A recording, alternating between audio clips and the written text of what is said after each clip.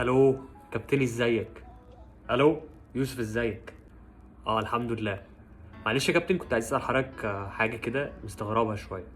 النهارده انا بعد الاكل حسيت ان مودي متغير شويه وان انا خملان كده ومفيش طاقه.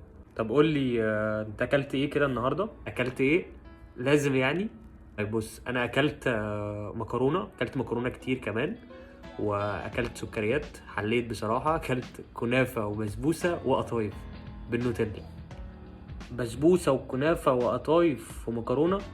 طب يا ابني ما انت جاوبت على نفسك كده. طب اهدى، انا هقول لك ايه اللي حصل لك.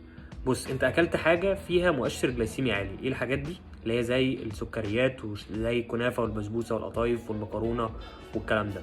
بمعنى ايه مؤشر جلايسيمي عالي؟ هاي جلايسيميك اندكس. يعني دي حاجات بتعلي مستوى الانسولين في الدم، بتعمل حاجه اسمها انسولين سبايك لو زادت عن حدها. بمعنى بتخلي الانسولين يعلى مره واحده، بعد كده يبتدي ينزل بسرعه. فايه اللي بيحصل؟ بيديلك طاقه فجاه كده، تكون حاسس بطاقه، فجاه تحس بخمول وتعب والمود بتاعك بيتغير. طيب ليه بقى حصل ده؟ علشان انت اكلت الحاجات اللي بتعلي مستوى الانسولين في الدم. طب انت المفروض تاخد ايه؟ المفروض تاخد حاجات لو جلايسيميك اندكس. يعني الجلايسيميك اندكس هو اللي عمل كده، معدل الجلايسيميا يعني. شكرا ليك جدا، شكرا.